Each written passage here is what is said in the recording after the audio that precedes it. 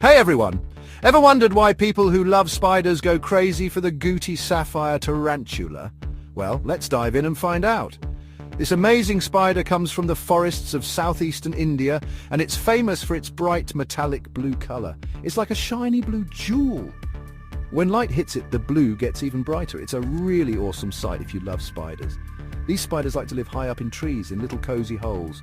They build really cool webs and are super quick, which helps them get away from anything that wants to eat them. And yes, they do have venom, but don't worry, their bite won't kill you. Sadly, the Gooty Sapphire tarantula is in big trouble. Because their homes are being destroyed and people want them as pets, there aren't many left. We need to help protect them so they don't disappear completely. So the next time you think about spiders, remember there are some really special ones out there like the Gooty Sapphire tarantula.